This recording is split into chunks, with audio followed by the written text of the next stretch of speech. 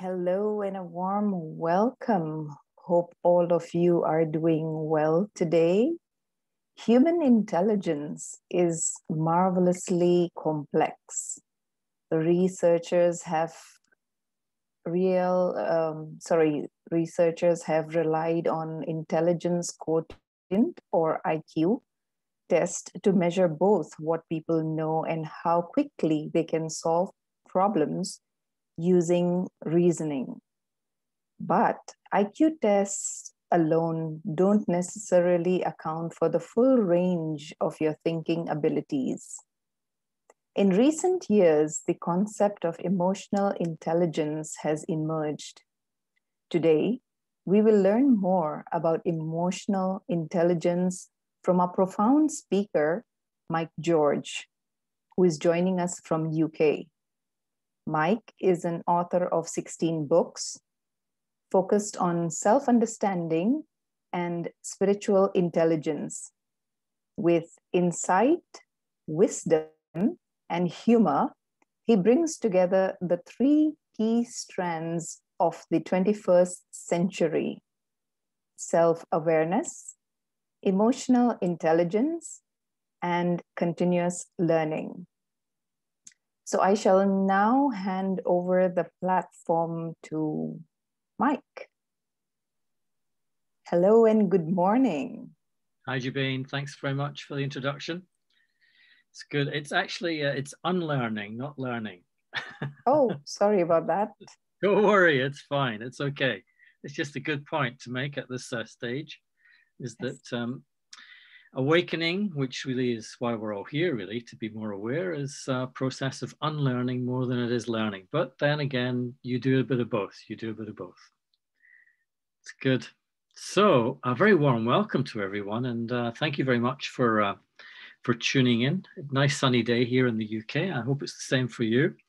And I think you know our topic for today is this idea, this hot topic. I think it's still quite hot, otherwise known as emotional intelligence. For those of you who don't know me, you will perhaps recognize something called stress, otherwise known as emotional suffering.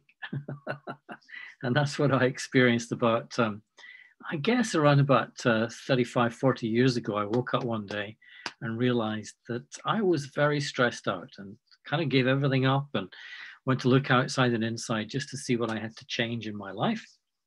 And I began to realize the one thing they don't teach us, and possibly the reason why you're here right now, is to fill the whole of our education, the big gap in our education, formal or informal. And that gap is called self-understanding. And if I don't understand me, then it's quite hard to manage me, because I really don't know how my energy, the energy of my body maybe a little bit, but not the energy of my consciousness. And that's where I do all my learning, unlearning, do my thinking, do my vision making, my decision making. It's where it all begins, in our consciousness. And yet no one teaches us how it actually works and how it operates and how to manage it, how to be the master of it. And I think that's one of the reasons why emotional intelligence has become such a popular topic over the past, I guess, 10, 15 years, is that we've realized that we need to learn more about this energy called emotion. Emotions that we feel, the difference between feelings and emotions, and where emotion comes from, how it interferes with my thoughts, my decisions, my relationships, well, everything in my life, basically. So the purpose of this session today is just to give you a kind of overview as to what EQ is exactly, and how to really kind of understand it a little bit more deeply. So I think, as usual, any questions you have, just feel free to put them in the chat box as I progress through these ideas, and feel free to make suggestions. If there's something I'm missing, feel free to give me a hard time. Feel free to ask any question you like. Actually, any question about anything. except history and geography. I don't do history and geography, but you can ask about anything else. So what I'm going to do today is I'm going to share with you a PowerPoint, share my screen with you, and it's just a kind of step-by-step introduction into what emotional intelligence is, for me anyway. And you might not find exactly the same ideas and thoughts everywhere else, and it'll be up to you to do your own research.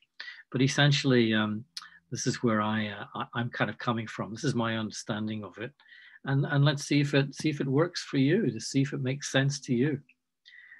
So let me share my screen with you,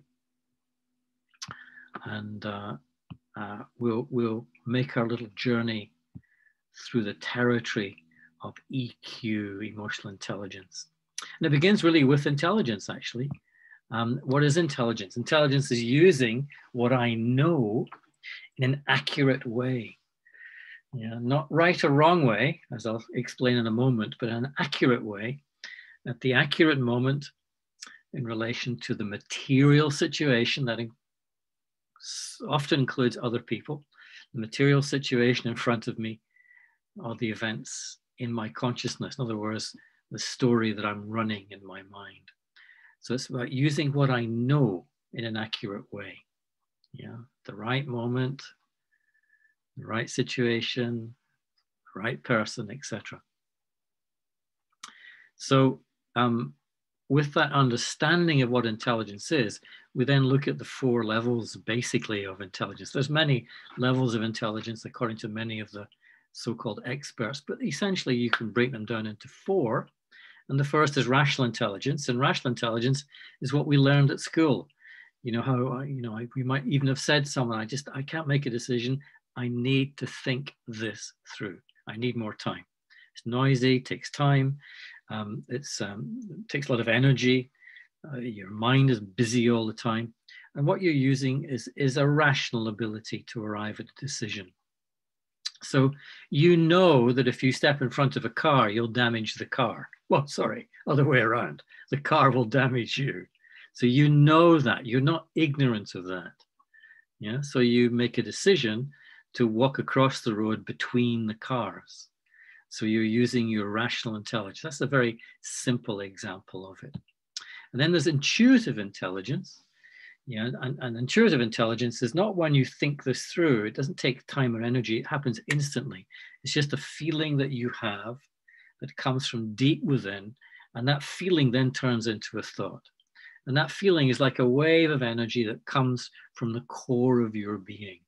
I'm going this way and not that way. And you might say, Mike, why are you going this way, not that way? And Mike says, I don't know why. It just feels right. Just feels right. There's no reason, no rationality. It just feels right. So in a sense, the intuitive intelligence is using your feelings.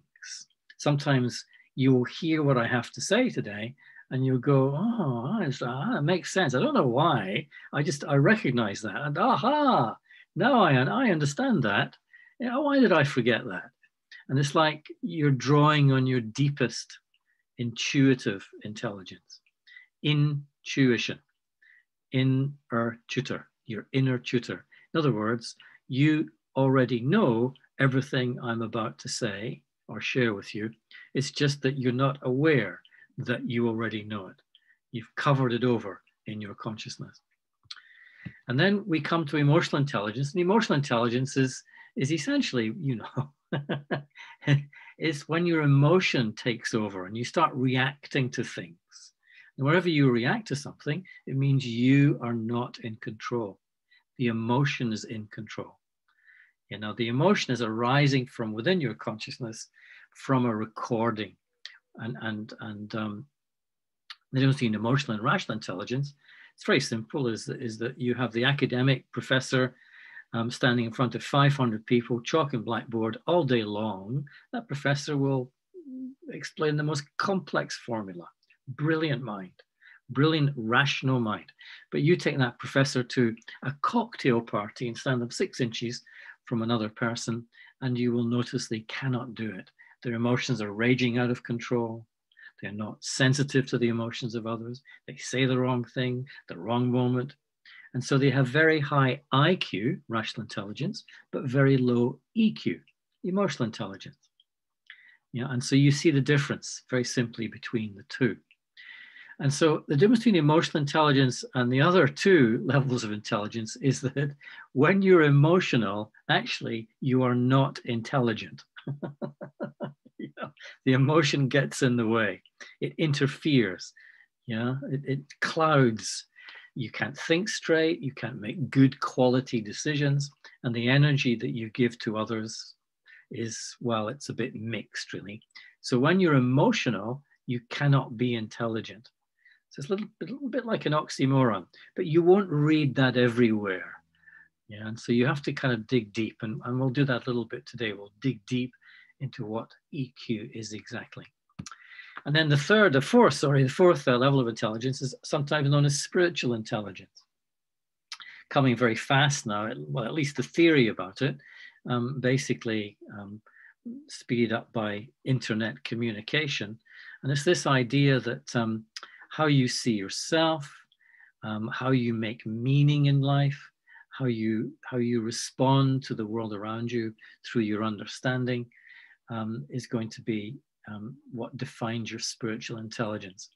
In other words, someone with high spiritual intelligence will never be shocked by anything, will never be surprised by anything, because they are able to ascribe meaningfulness to everything that goes around them. Yeah, so nothing can surprise them. They know the meaning of everything that happens in the world outside and the world inside.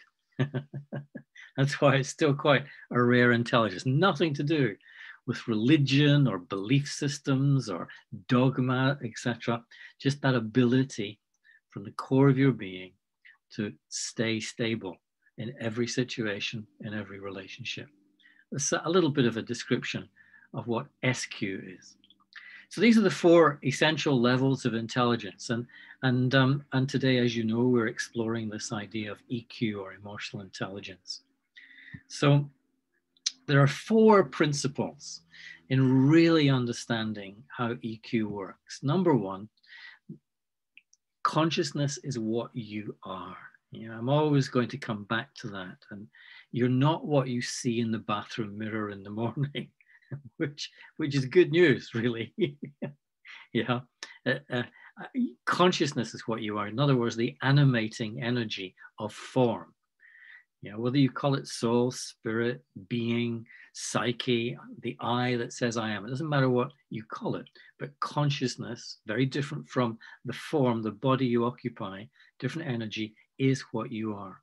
So I'm always going to be speaking from that understanding, that principle.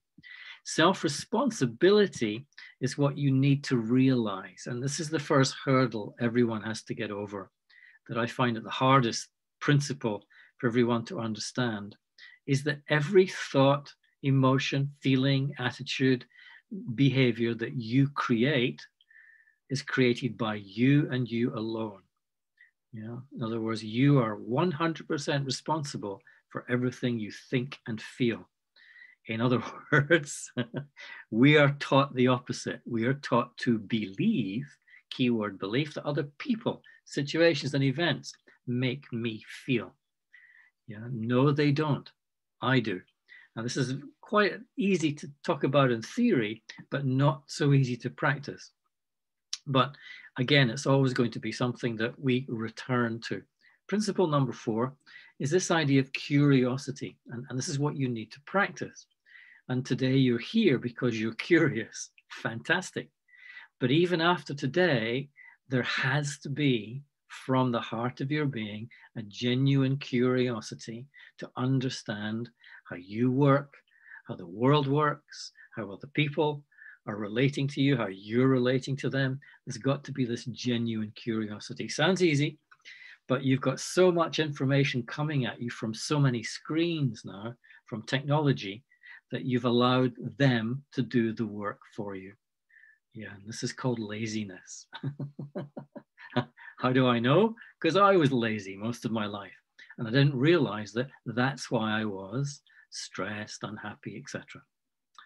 And then the fourth principle, and really this is relevant to our time today, is emotion is like a solar flaring. I don't know if you've seen these images of the sun. You know, you see the energy, and I've just put a picture here. See the energy flaring out. This is what emotion does. It's a disturbance. It flares out, just like the surface of the sunshine. And then the energy falls back in. A little bit of that energy goes off into the universe, but most of it merges back in. And that's why you cannot stay emotional. Yeah, usually you come back to your centered, relaxed, easy self. Yeah, and so it's useful just for me to say that right now and right throughout this presentation, I'm going to do my best. And I don't want you to interpret that emotion is good or bad. It's not right or wrong. It's not that you should or shouldn't be emotional. We're here to understand how emotion is created, not to judge it, but to understand what it is, how we actually create it. Yeah. So I'll just slow down occasionally and let you soak in those ideas for what they're worth. And they might not be worth a lot for you, but so these are the 4 principles, and these 4 principles are kind of like essential, not just for understanding EQ, but really everything if we're going to waken up in this world of sleepiness. So where does emotion come from? Now, emotion for me, and this is just for me, arises from the ego, all emotion. And it's useful for me, and I'll say this a few times. I don't consider love, happiness, joy, etc. to be emotions. They are not emotions. For me, they're natural states of being. Don't call them emotions. I don't call them emotions. As soon as you call these emotions, then you get everything all mixed up. And then you think, well, it's just all natural. It's all easy. No point in me doing anything. But no, emotion arises from the ego. And the ego is created when you, the conscious being, the self, whatever you want to call consciousness, attaches yourself, itself, and identifies yourself, itself, consciousness, with any mental image, idea, belief, or concept. In other words, what's on your mind. You are not your mind. You have a mind, but you are not your mind. So the ego is created when the self loses itself in what's on the mind, and thereby creates a false sense of self, because you identify with everything which is on your mind. The ego is created when you build your sense of identity out of what you are not. And that's usually something on your mind. Idea, image, story, my name, my country, or whatever. So this for me is a kind of simple definition of ego. It's a false sense of self. So how does this actually work? And it's necessary to see the mechanism in yourself to understand how it actually works. So imagine that this page here is your consciousness, this radiant energy of consciousness. Within your mind, you have a screen called a mind. Sorry, within your consciousness, you have a screen called your mind. And you create this screen whenever you need to give form to your thoughts. Thought forms. If you didn't think, you wouldn't need a mind. And so you create a mind, in other words, a place in your consciousness where you give form to your thoughts. I'm not saying that's right or wrong. That's just what we do. So outside on the road is the object, is the car.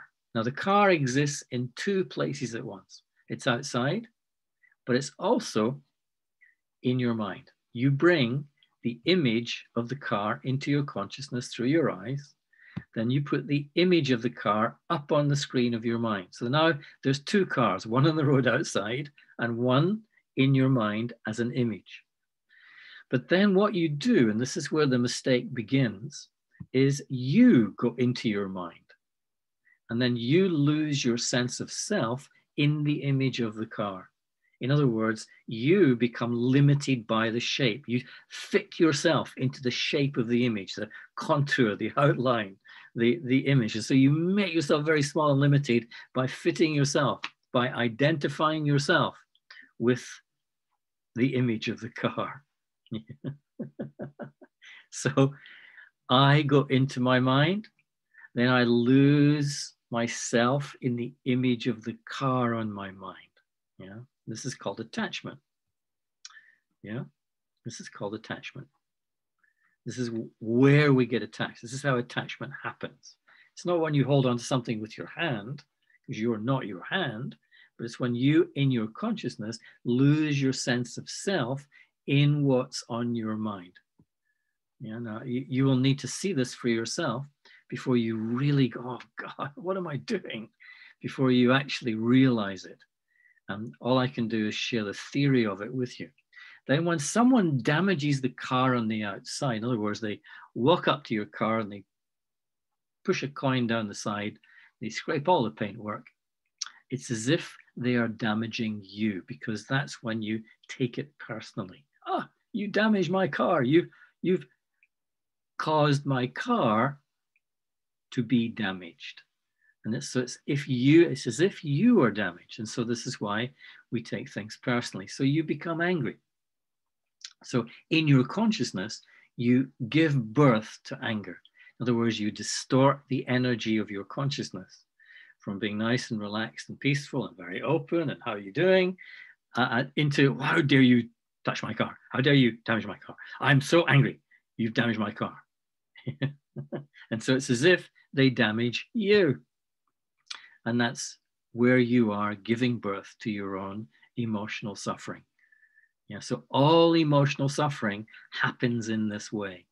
Whether you're attached to a car, an object, it doesn't really matter, but this is where all emotional suffering has its origin. Yeah. So if you don't want to suffer, then it's necessary to be detached or to have a relationship of non-attachment with the object called the car. Yeah. So let me do that again, because I know it's quite complex. And if you're seeing it for the first time, then it just takes a little bit of understanding. In your consciousness, you have a mind. It's like a screen. It's the metaphor of the screen. That's all it is, a metaphor.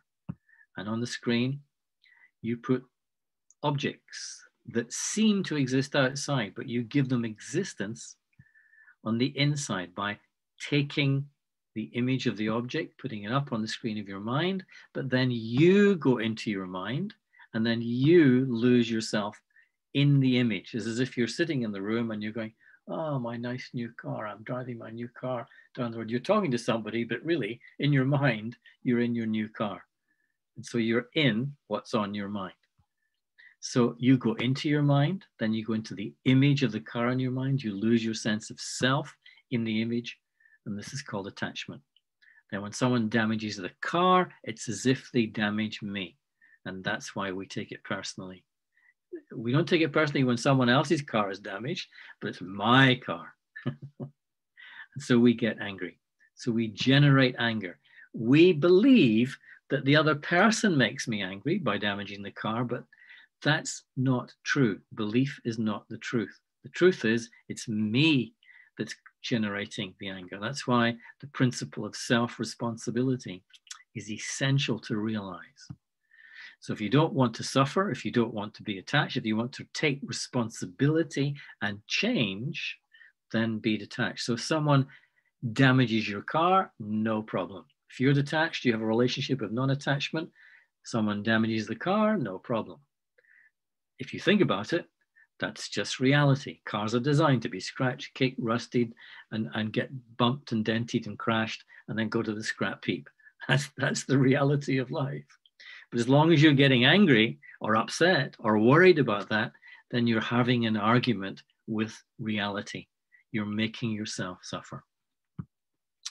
So what is emotion? Emotion is a disturbance in the energy of your consciousness when the object of attachment, in this case the car, is damaged. So the disturbance is called anger. Or when someone threatens you, yeah, or if someone moves something. If you're a perfectionist, you walk into the room and you say, who moved that? That should be here, it should be there. And so there's little irritation for a moment. It passes, but you generate that very briefly for a moment. Or it's lost. If you lost your car keys, I'm sure you've lost your car keys, and you feel the emotion of anxiety for a moment. And then the longer you lose your car keys, that anxiety turns into tension.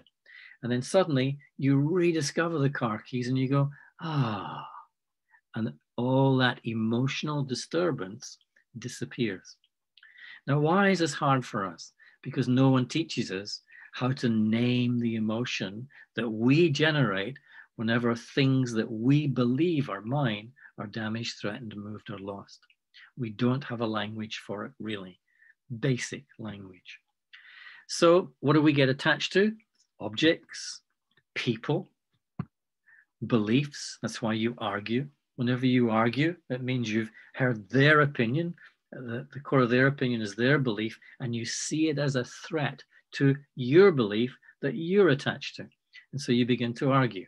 And there's two emotions which arise within you when you're arguing, a mixture of anger and fear. Anger that they don't agree, and fear that you might be wrong and they might be right. And that's why we argue. Or a memory. And if you ever noticed that when you share your memories, you never share the same memory in the same way twice. Yeah, it's always slightly different every time you share it. Because you're deeply attached to ideas and images in there. But every time you bring it up into consciousness, conscious awareness, it's just a little bit different. I don't know if you've ever noticed that, but it's worth noticing. So there's a cycle that we all go around, an emotional cycle, and it begins with sadness. But the sadness doesn't stay. It turns into anger. And then the anger doesn't stay. It turns into fear. And fear then turns back into sadness. And this is why.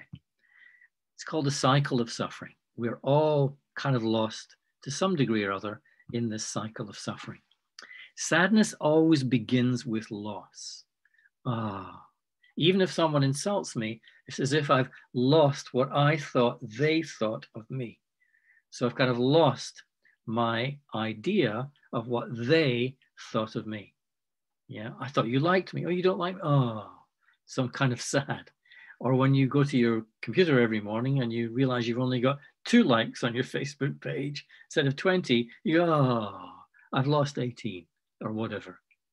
And so sadness always follows a loss of some, or a perceived loss.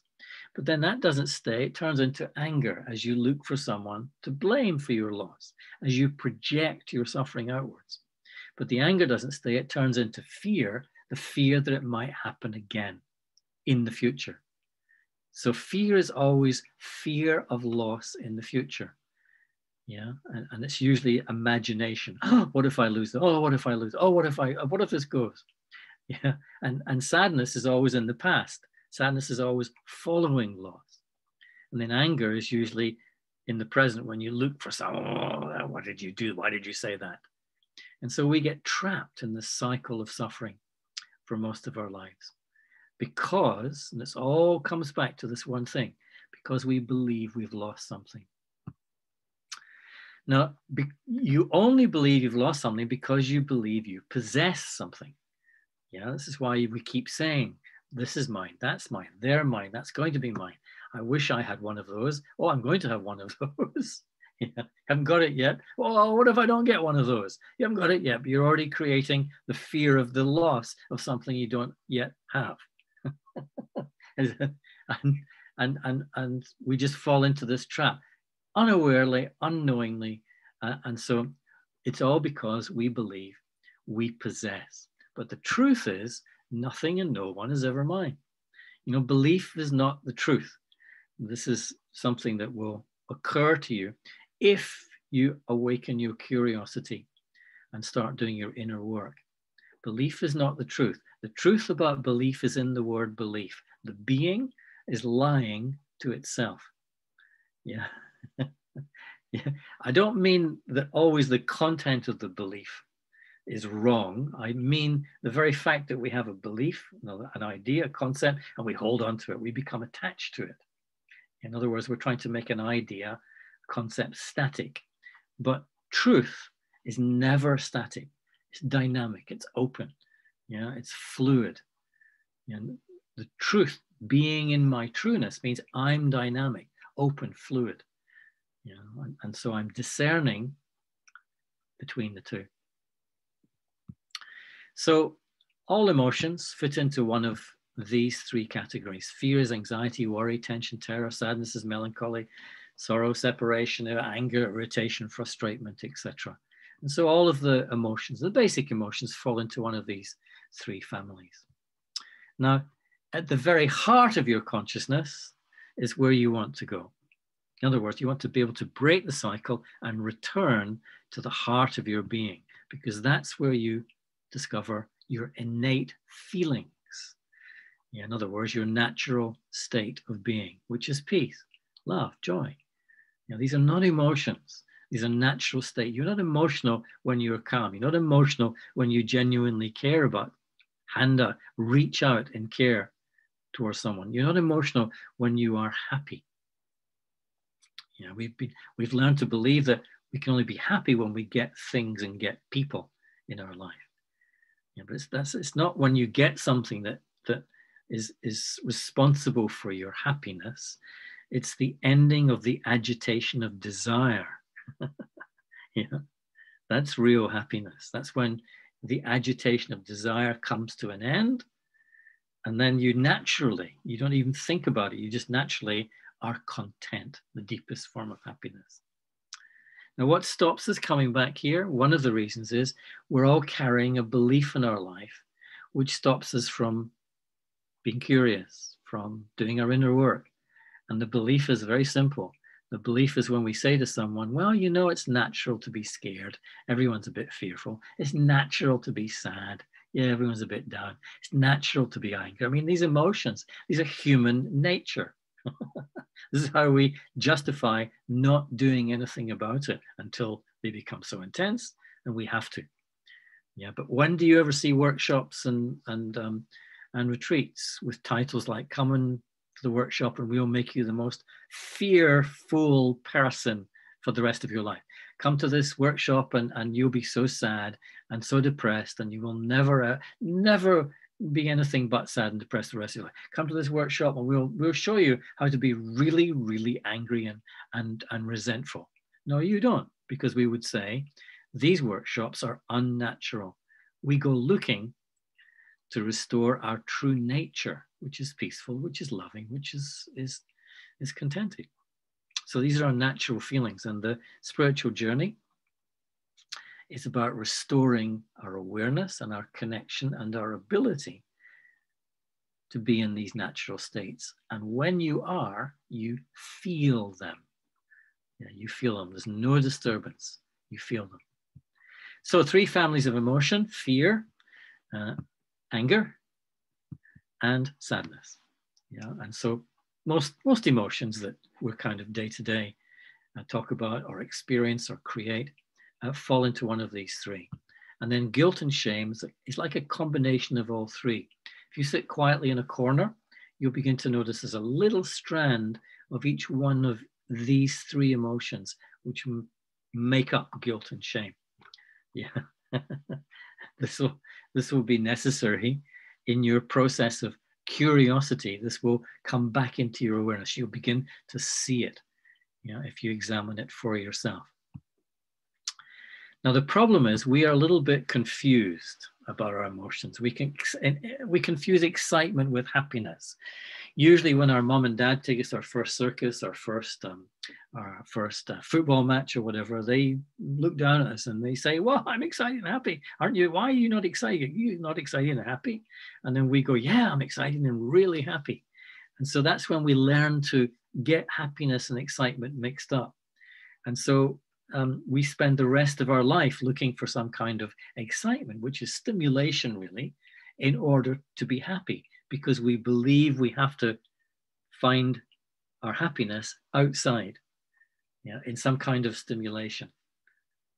And so that's how we've been programmed, basically, brilliantly by marketing advertising, the entertainment industry, two great teachers, Hollywood and Bollywood, have taught us, that we can't be happy unless we're excited. But this is a confusion. This is what's called emotional confusion. And it's what we're not taught at school, is that real happiness is not possible unless we are not excited. So whenever you read these emails, say, I'm really excited to tell you about this. I'm really excited to present this to you. I'm really excited for you to come and look and listen to us.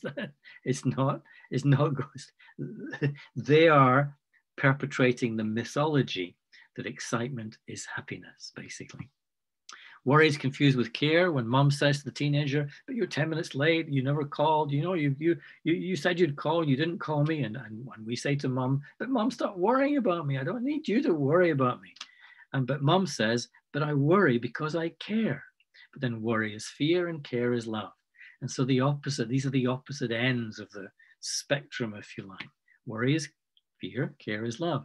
So we get the two mixed up.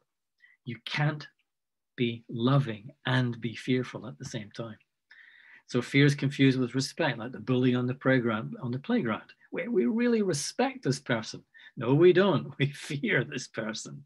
Yeah. So don't confuse respect with fear. I need to untangle these two.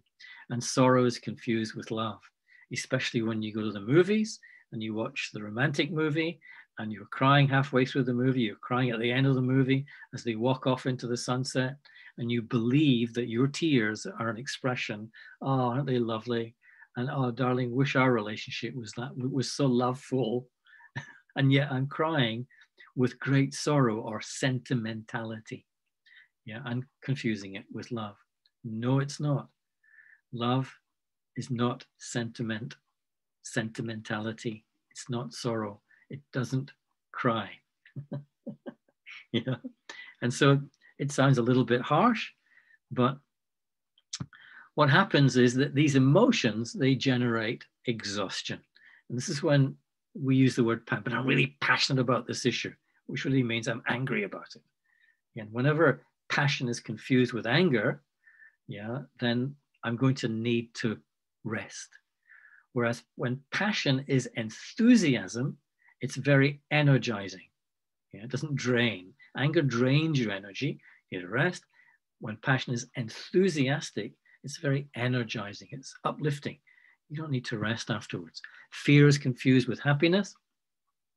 It's when you go to the movies, you pay someone to frighten the living daylights out of yourself. You come out of the movie and you think, oh, I'm so happy I saw that movie. When's the next one? And yet you sat through the movie most of the time generating tension, worry, anxiety, fear. Yeah, and so we confuse it with happiness. Sadness, we've done it already, is confused with loss. And so whenever you experience any one of these three, then you need a rest afterwards. You need to snooze because they're exhausting. And so I need to lie down. I need to lie down. So emotions are addictive and exhausting. Isn't it funny? Emotions are addictive. That's why we're always going for some stimulation. I want the new model. I want the new car. I want the new phone. It's like an addiction. They're addicted. Oh, I'm so happy. I've got it. I've got it. And yet they're exhausting because as soon as you have what you wanted, you fear losing it. You fear it being damaged. And then eventually you'll lose it. So there'll be sadness and there'll be et cetera, et cetera. And we're back in the cycle. So emotion is very contagious. As you know, you go to a crowd and emotion is everyone's emotion. Oh, it's fantastic. Oh, my team has just lost my team is winning. And so they're up and down and up and down.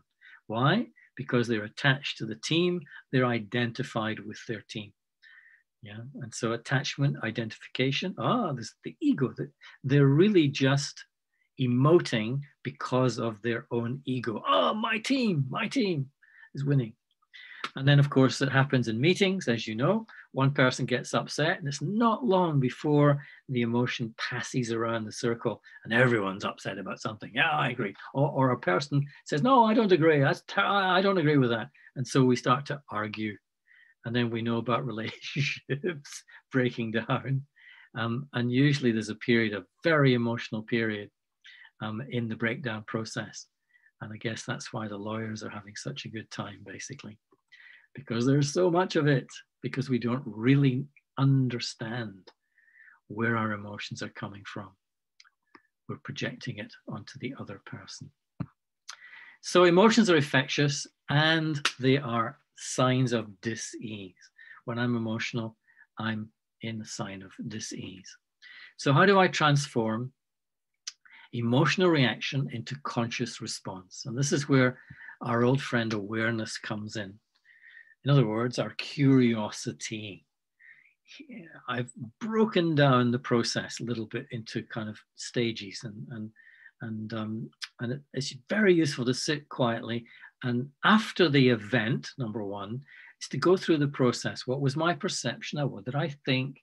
What was the emotion I created? Now I know that the emotion wasn't created by the other person, it was created by me.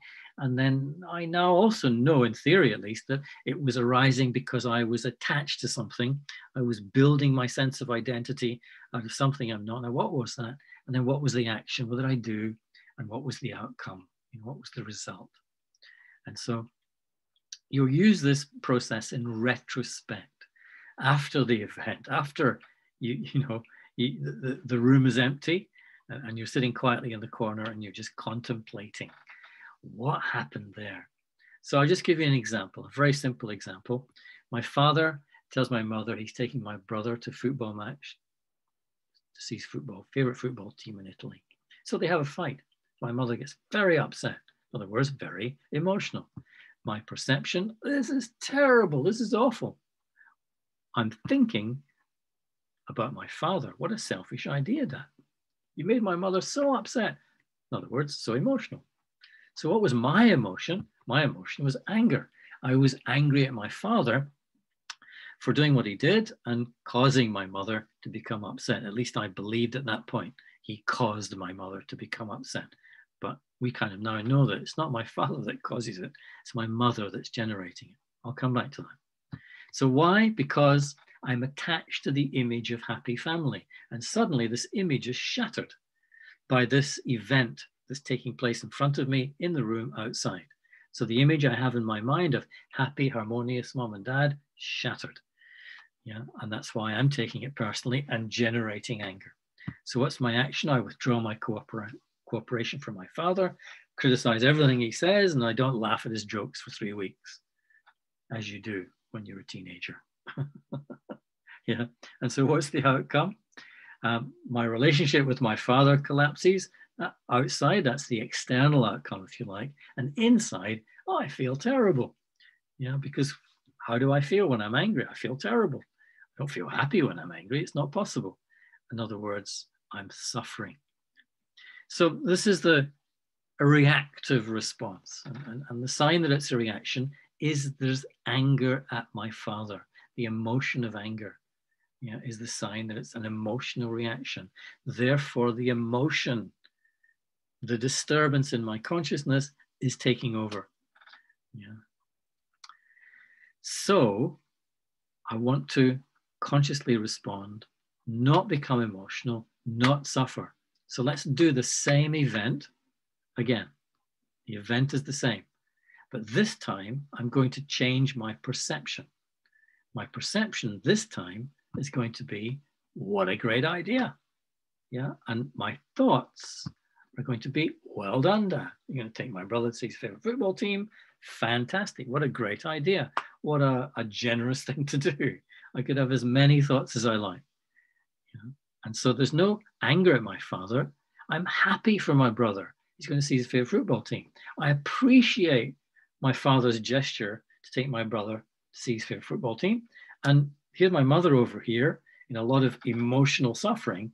What do I do with mom? Oh, mom, when you're fixed, let's talk. No, I go and sit with my mom and I ask and listen, ask and listen. This is what compassion, empathy does. I empathize with my mother. She's suffering. And as she tells me what emotions she is feeling, gradually she calms down. I'm sure you've done this for a friend. You've been a therapist for a friend and you've just listened to their unhappiness, their emotional suffering, and gradually And they might even have said afterwards, thanks for listening. Yeah, thanks for being here for me. Yeah, and so this is why all emotion dies under observation. So by asking and listening, you're giving your mother or whoever a chance to press out, to express the emotions they are feeling. Yeah, the emotions they are feeling. Yeah, and as they press them out, they're pressing them away as they're expressing them. Yeah, and so eventually they calm down. They begin to see and say, I'm really angry. If I see and say, I'm really angry, I'm saying there's anger here in me and I'm feeling it, I'm touching it, I'm perceiving it. And if I keep coming away from it, it begins to die. That's why all emotion dies under observation. That's why the first step of any meditation practice will be this idea of detached, coming away from what's on my mind, and then observing it, detached observation. This is what we need to learn to practice on the inside, to begin to see for myself, not just believe more information. Please don't believe a word I'm saying, but arouse that curiosity, do your own research and see for yourself. So there's no ego. I'm not attached to anything. Yeah, basically I'm free on the inside. I'm not attached to anything. I'm just being naturally happy for my brother, appreciating my father, compassion for my mother. And so I'm able to choose my feelings towards each relationship in the situation. Whereas before I couldn't choose those feelings. I was just busy with my anger, busy with my own disturbance that I was feeling in my own consciousness, not able to generate these feelings for these people in my life at that moment. So what action do I do? Help my brother pack his bag, go to the airport. When he comes back, tell me all about it. I got to sit and listen to my mother, ask her lots of questions. How do you feel? How do you do? Etc., etc. And then what's the outcome? Great relationship with father, mother, and brother. Hey, the relationships are on every level. And so it's kind of like the opposite outcome of what I felt before. I feel great. I feel fantastic because these relationships are now back on track, or they're on track. So you see the difference, and it's all because I change one thing. And it's this thing called perception, or my interpretation of the event. And this is where we're all kind of challenged, because your perception really is shaped by your beliefs and your belief system. Yeah, and we've been programmed, conditioned, if you like, with certain beliefs from mum, dad, education, culture, media. They feed us all these beliefs all the time. We go, oh yeah, I believe that. Oh, that must be right because the media says it. Oh yeah, okay. And so we're carrying a set of beliefs which shape our perception or interpretation of what's going on. And this is why your perception is your reality. Yeah, I'm sure you've heard that phrase before. That's why everyone's perception of the same event is different. You go to watch a movie with someone and you come out and have a coffee afterwards, you talk about the movie and you might say, well, I didn't see that. And they'll say to you, well, I didn't see that. And so are we watching the same movie? Yes, we were. But we had a different perception, different interpretation. And so your perception is your choice. And that's why I'm curious. I'm really curious. What was my perception here that made me suffer? Because the anger is arising from the perception. So how do I perceive the situation and not generate suffering for myself, emotional suffering for myself? That's always the challenge. Yeah. So, hey, I think that's enough for me. That's enough words. Let me stop here and just see if there's any, no, there's no questions. There's one thing in the chat box. So Jabin, do you have any questions at your end, or is it just emptiness? Actually, we do have questions here. Okay. You ready for the questions? Yeah, sure. Go for it. Okay. So the first question is, should schools teach emotional intelligence? And connected to that is, how do you raise a child to be emotionally intelligent? Okay, so first of all, the education system in most countries, I don't know about every country in the world, up until now has not really included EQ as part of the educational process. That's beginning to happen, or has been in the past 10 years, I guess, in small ways has been coming into the educational system, small formal ways. But not in a very deep, not in a very broad way, not with a deep understanding like I've shared with you just now. Just really about raising children's awareness and to help them cultivate a language around emotions. In other words, the ability to name the emotion that you are feeling. Yeah, because emotions and feelings are, there's two different things going on here. How do you raise a child to be more emotionally intelligent? Only by becoming emotionally intelligent, emotionally aware, really. That's what emotional intelligence is. It's only when you become aware of the emotions and how you're creating them and why you're creating them, how you're expressing them, that you will be able to show the child how to be without an emotional disturbance. So children don't go to seminars and books, read books, etc., etc. They learn by watching and feeling, by the example of the parent and by feeling what the parent is going through themselves. So in a sense, you're teaching them at every moment, in every sentence, in every gesture, and every word, how that child themselves should be, because that's who they're learning from, mostly is from you, from the parent. So it's necessary for you to really understand and for you to be the master of the emotions that you feel, if that makes sense. That's then what teaches them most. Basically being a good example, so teach. Yeah. Okay, our next question is, does one's emotional intelligence grow with age? We wish. I wish it did. Mostly it's the other way around. And it's because the older we become, the more set in our ways. Up until now, you've been in the habit of making yourself emotional and believing that, well, it's natural. It's human nature to be angry, to be upset, to be sad. Everyone else has been sad all my life. So it's always natural. And I've been creating sadness and fear and anger all my life in my own way. And so those habits have been laid down. That pattern has been laid down. It's become deeper and deeper and deeper.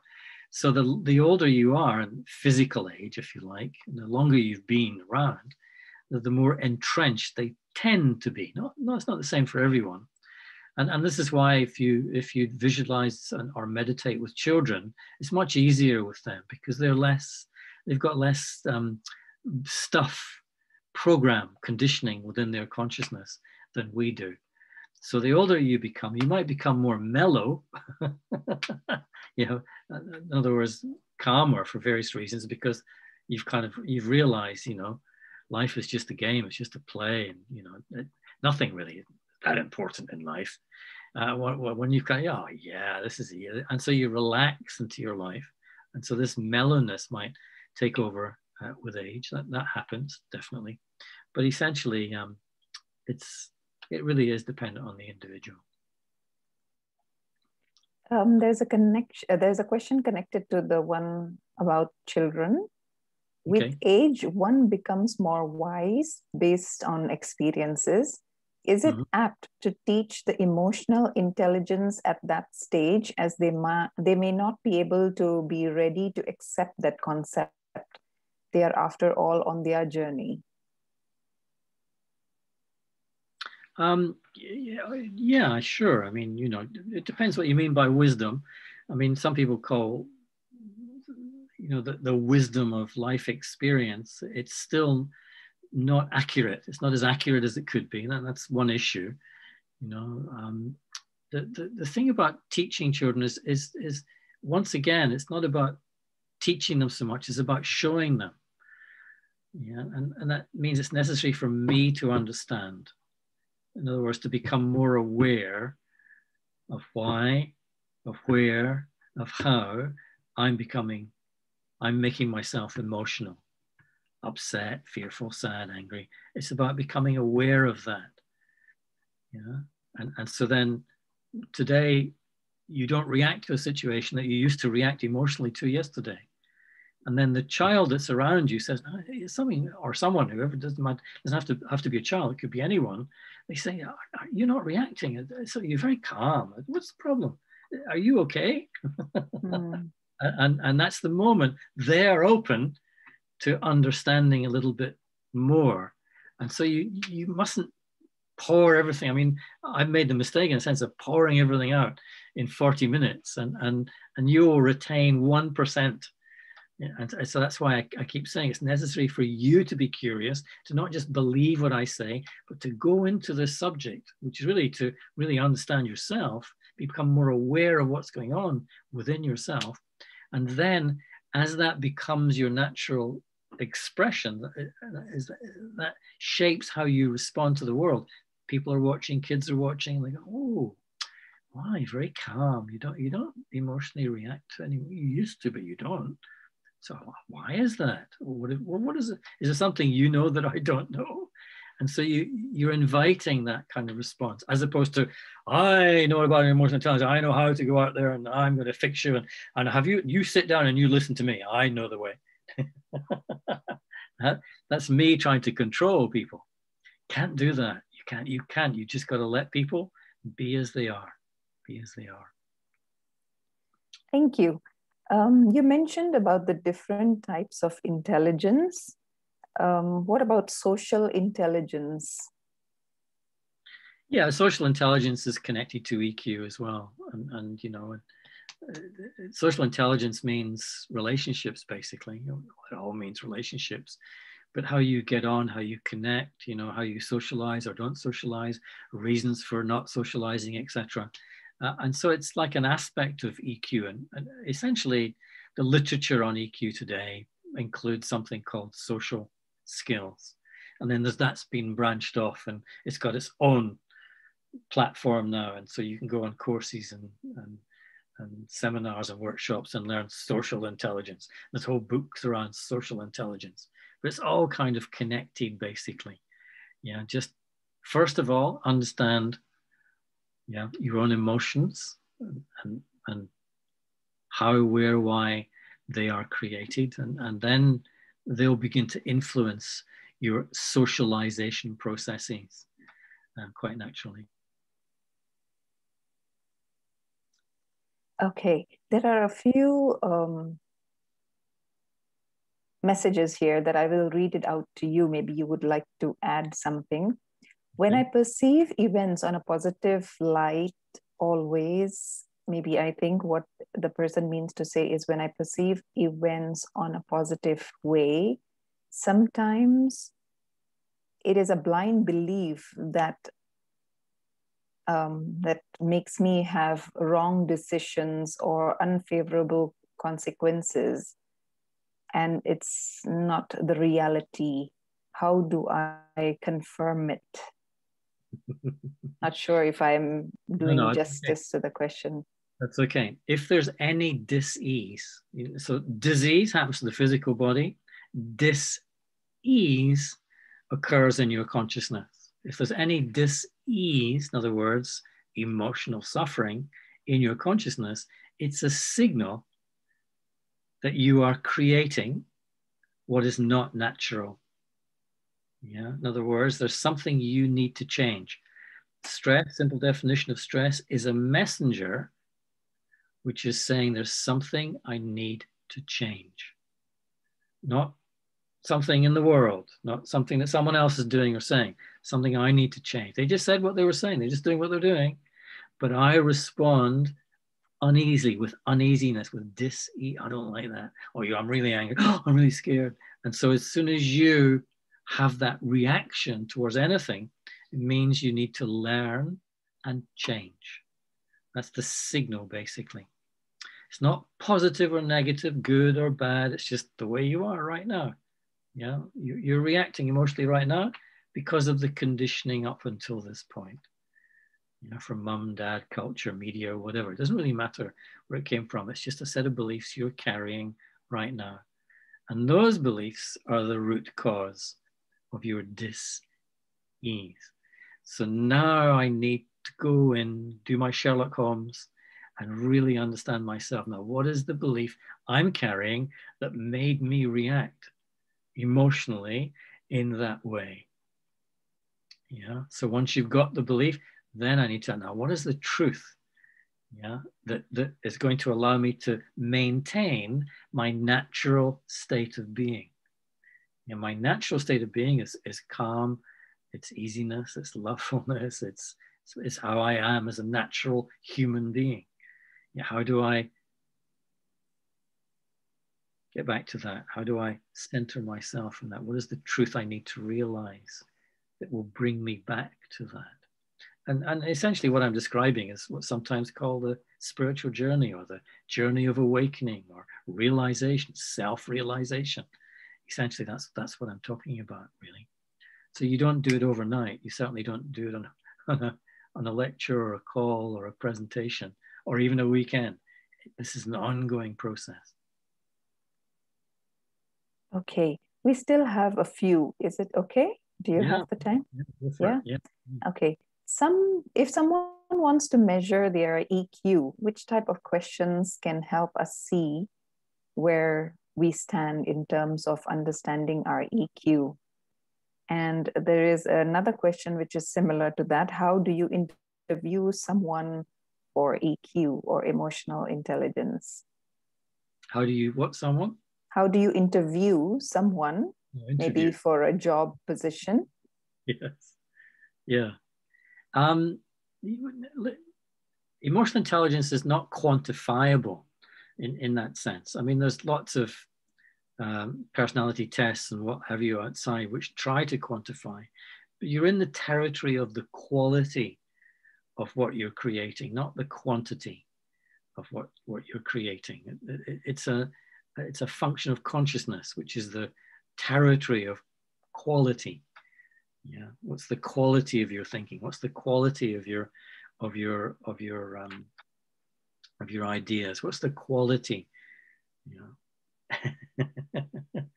all the philosophers down through the ages, you've actually bumped into this question, and just about everyone found there isn't an answer to it in that sense. Yeah. Quantities, it's about numbers, it's about measuring, and so that happens in the practical world outside. But the world in your consciousness, it's about the quality of your peacefulness. Some people it's very shallow kind of quality. Other people it's very deep, very deeply peaceful inside. And so, what's the difference? Where's one begin and one? It's unquantifiable. So don't try to quantify it, but begin to understand. Begin to notice, be aware of the quality of your being. In a conversation, in an interview with someone, then you will only be able to get an intuitive sense of the quality of someone's awareness of their emotions according to your awareness of your emotional state. Because they just serve as a mirror. You can only, it's like reading a book. You can only break even 50-50 in reading a book, because a self-help book, because everything in the book you already know. It's just awakening. When you say, oh, that's a good book, that just means that you recognize what you were being told through the words on the page. Oh yeah, I get that. Oh, that's good. Oh yeah, I forgot about that. And so you're not learning anything new, not learning anything you didn't already know. It's just you're seeing it in a different way, maybe. And so it's like the same when you're meeting someone, is you're really learning about yourself, in the mirror of that relationship.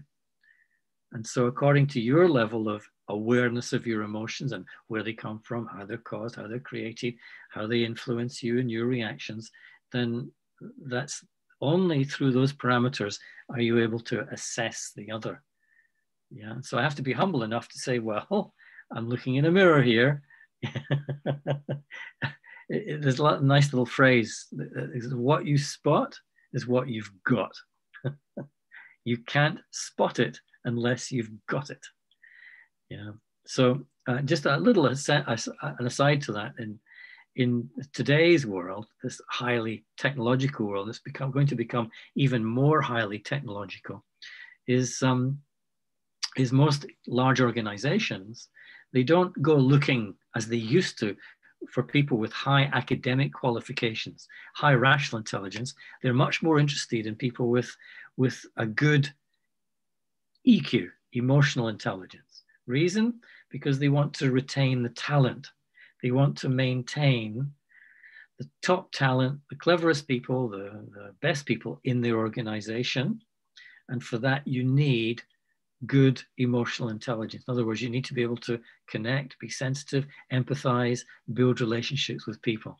And the reason why they want the person who can do that now in an organization is that this is the time and history when we can go home in the evening, hand in our resignation, put a laptop on our kitchen table and have a global business in 2 hours. I'm being a bit simplistic, but it's so easy now to set up your own enterprise.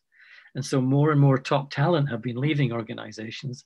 Well, not really leaving the organization, but leaving their manager, their leader. Well, I don't get it. Why do I have to work with him? I have to see him every day. I do my own thing. And so they can more easily go and do their own thing, set up their own business with a computer and technology. And that's why large organizations are recruiting people who get on with people to hold on to the talented individuals who have good relationships through their emotional awareness, yeah, of that person, their sensitivity, their empathy in that relationship. So yes, you're seeing this value for EQ going through the roof still. Okay, we have two questions which in my opinion are quite similar or interlinked. One is a guru or coach around mentioned that getting rid of anger is not wise, but anger is necessary to bring change and motivate individuals to create a new reality by being pushed to make changes and by being an active being. The energy of anger needs to be focused in the right way and be used to our advantage. This is what was mentioned. And the next one is some belief that a little stress is good for performance. What do you have to say about this?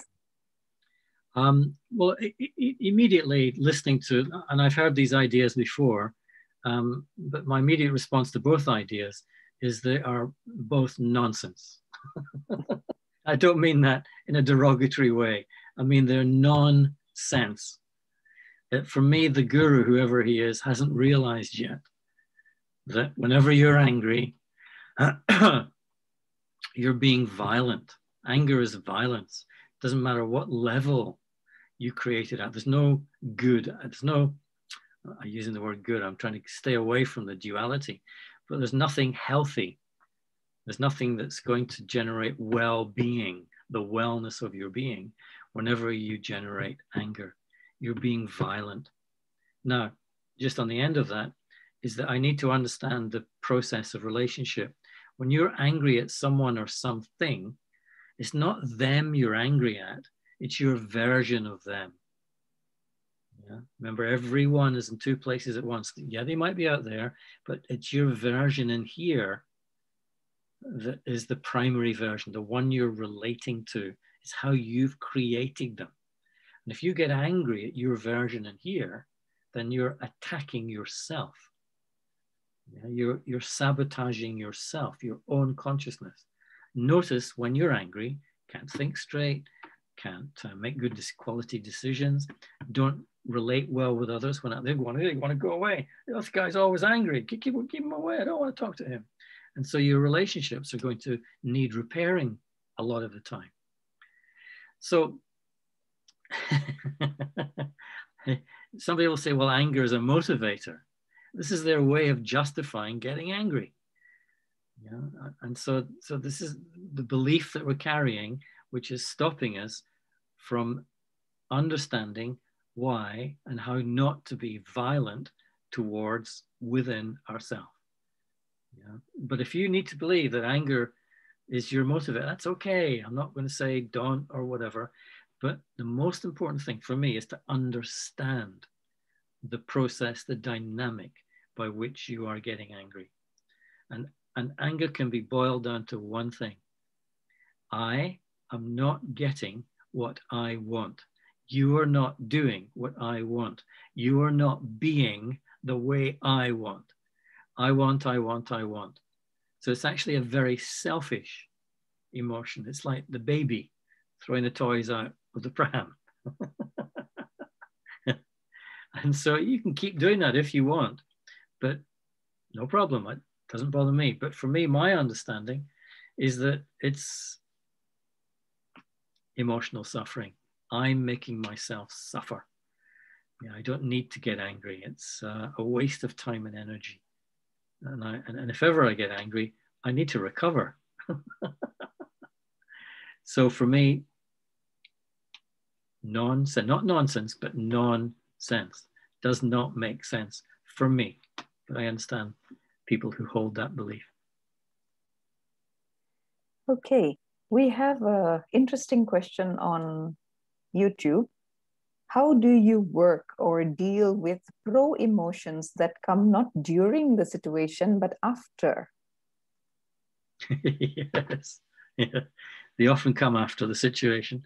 And that's because when you sit down and you're allowing your imagination, you're telling the story of the event that just happened.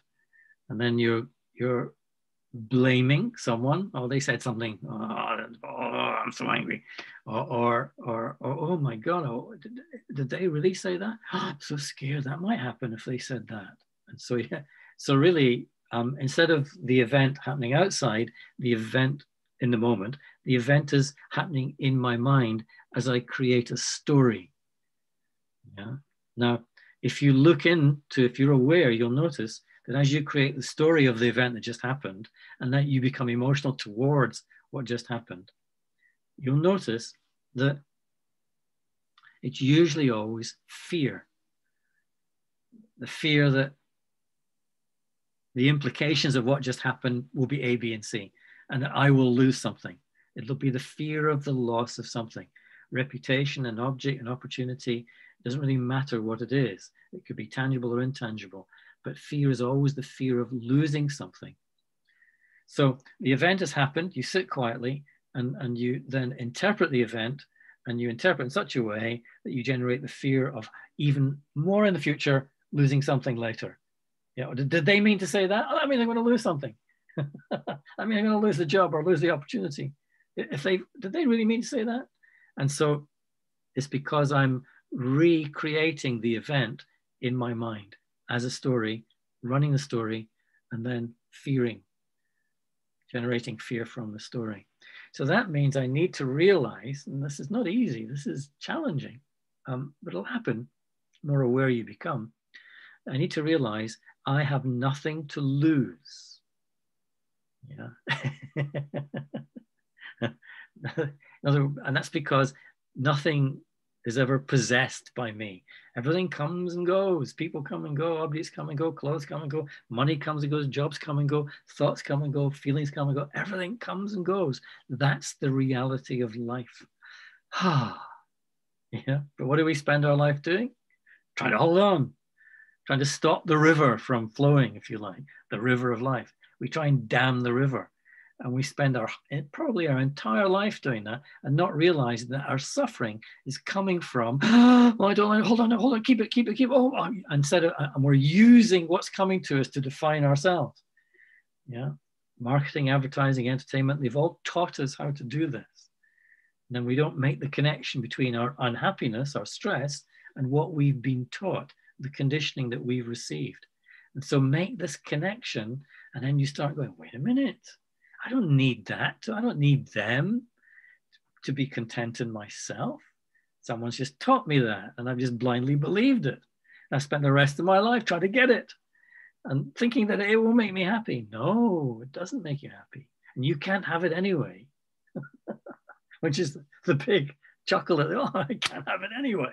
You can't keep anything or anyone anyway. Yeah. So once that's realized, whatever happens, nothing to lose. There is nothing that I can lose.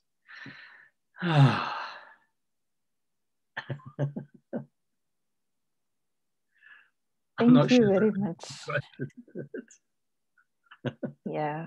So you have given us a lot of food for thought today. Yeah, that's the thought. Yeah. Yeah. So emotional intelligence, in brief, refers to the ability to identify and manage our own emotions as well as the emotions of others. And why is emotional intelligence important? It is a fact that emotions precede thoughts. When emotions run high, they just change the way our brains function, diminishing our cognitive abilities, decision making, and even interpersonal skills. So, understanding our emotions and the emotions of others help us to be more successful in both our personal and professional life. So, maybe you could guide us to a few minutes of meditation when our emotions are running wild or high. How do we deal with that?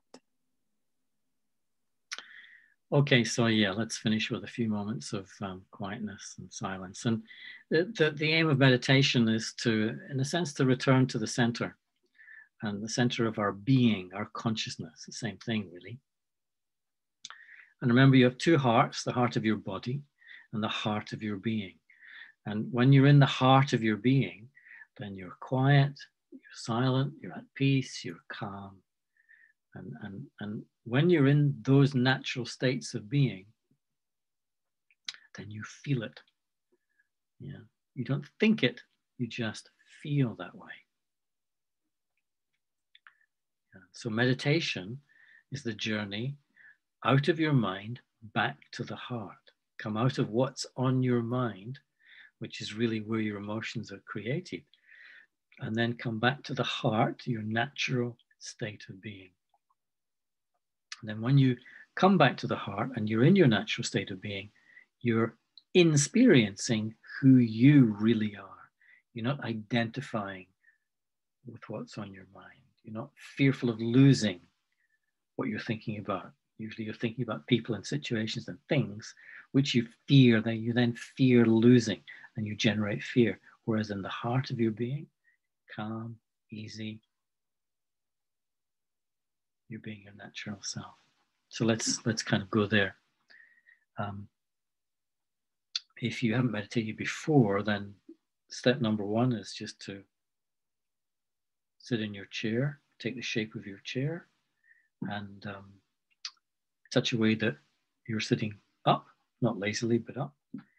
And then relaxing your body. Just scan your body.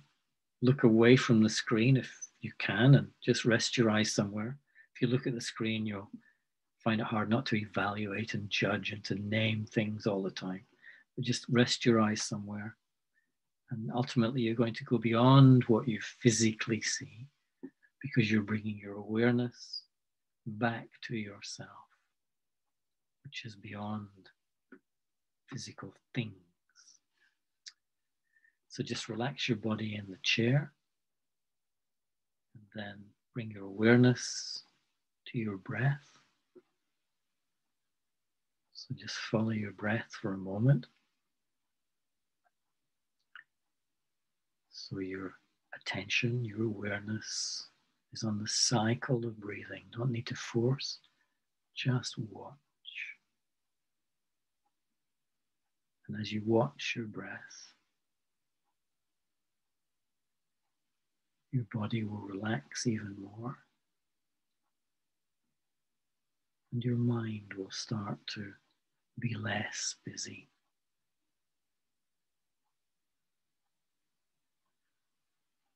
And bring your awareness to yourself, and just spend a moment and see if you can be aware of yourself being aware.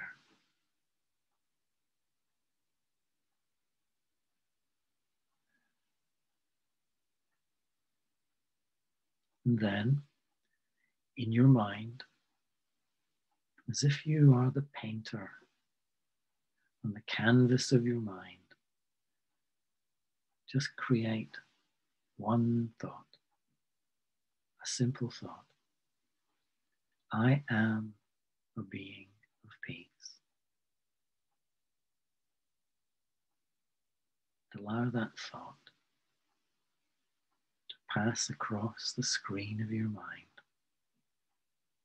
but very slowly.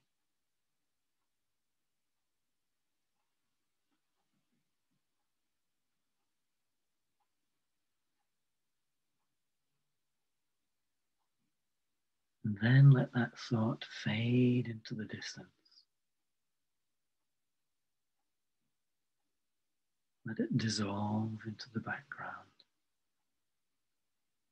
And notice what remains.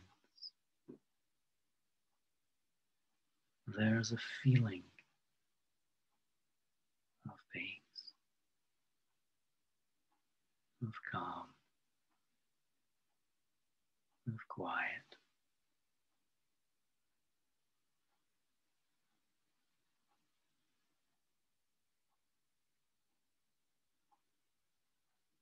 Now the mind is silent.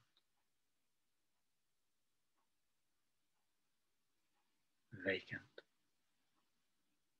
And there's a stillness here at the heart of my being.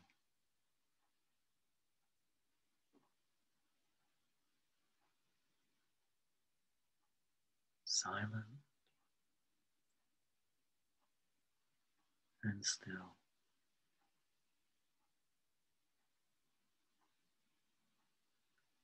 Silent and still.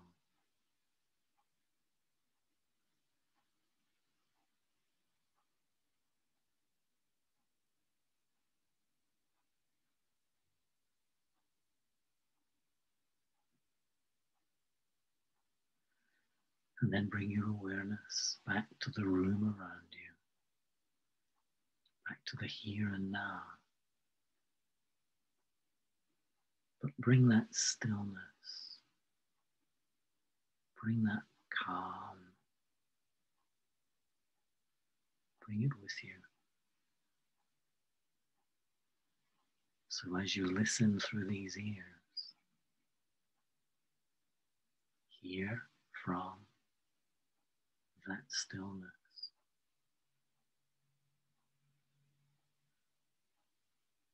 As you look through these eyes, see from that stillness.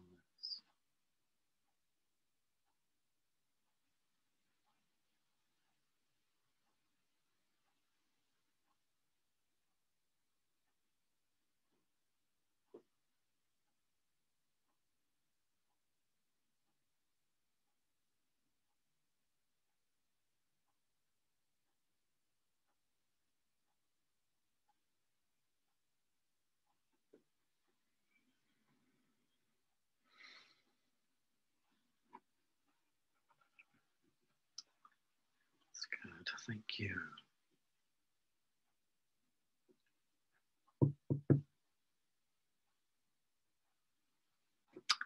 You're muted, Jabin. Sorry about that. Okay. I think that was very relaxing, and we need to practice that more and more often to be able to control our emotions. Thank you very much for joining us today. And our next session will be on Saturday, the 1st of May at 4 p.m. Jakarta time. I've dropped my number in the chat box, so do message me so I can update you with the details. And thank you once again, Mike, for joining us and sharing your wisdom. It was very enlightening. Thanks to everybody. Take care. Have a great weekend. Thank you.